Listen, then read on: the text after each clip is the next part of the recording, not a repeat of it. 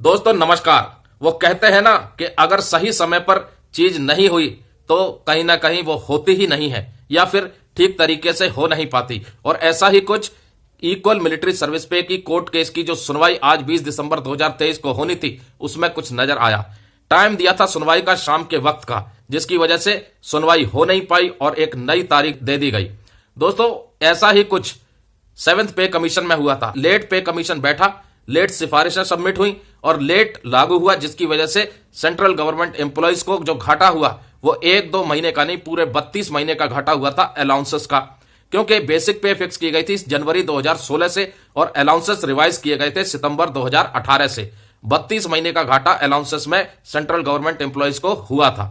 इसलिए मांग रखी जा रही है इन दोनों का अगर सही उदाहरण लें, इक्वल एमएसपी की कोर्ट केस की सुनवाई जो कि शाम के वक्त का टाइम मिलता है, या तो सुनवाई ठीक से हो नहीं पाती या फिर सुनवाई ही नहीं हो पाती। क्योंकि कोर्ट में 50 काम ऐसे हो जाते हैं, कभी बार काउंसिल के कुछ काम पड़ जाते हैं, कभी जज साहब के कुछ काम पड़ जाते हैं, तो वो सुनवाई नहीं हो पाती। वैसे ही पे कमीशन अगर टाइम से नहीं बैठा तो उसकी सिफारिशें भी टाइम से नहीं सबमिट हो पाएंगी और लागू भी टाइम से नहीं हो पाएगा। इसलिए संगठनों की यह मांग है कि 8th पे कमीशन को सरकार अब बिठा दे ताकि सही समय पर पे कमीशन अपनी सिफारिशें सौंप दे।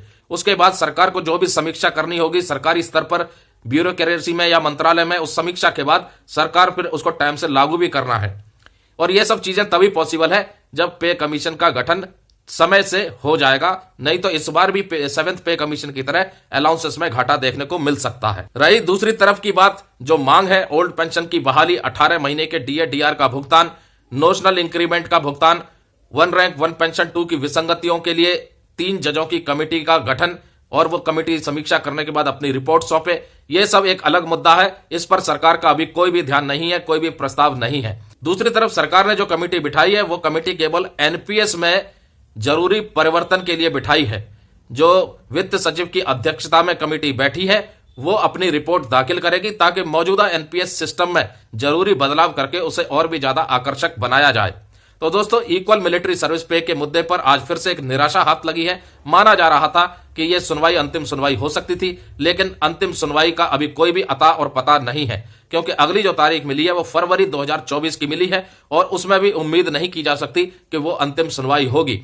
क्या कहीं फिर से एक नई तारीख मिलेगी या सुनवाई होगी नहीं? क्योंकि पिछली कई तारीखों से अगर देखें या तो सुनवाई ही नहीं हो रही और सुनवाई होती है तो फिर एक नई तारीख दे दी जाती है। और ये इक्वल मिलिट्री सर्विस पे का मुद्दा जैसा का तैसा कोर्ट में पड़ा है। तो दोस्तों मुद्दा कोई भी हो, चाहे 1 रैंक 1 पेंशन 2 की विसंगतियों को दूर करने का मुद्दा हो, चाहे ओल्ड पेंशन स्कीम की बहाली का मुद्दा हो, चाहे 18 महीने डीए डीआर के एरियर का भुगतान का मुद्दा हो, और भी तमाम मुद्दे जो भी सेंट्रल गवर्नमेंट एम्प्लॉइज और स्टाफ साइड के हैं एजेंडा पॉइंट्स, वो पूरे तभी होंगे जब वो सही समय पर सरकार के द्वारा, कमेटी के द्वारा रिकमेंड किए जाएं और सिफारिशें टाइम से लागू हो जाएं। सरकार 8वें वेतन आयोग का गठन करे और 18 महीने के डीए डीआर के एरियर का भुगतान करे।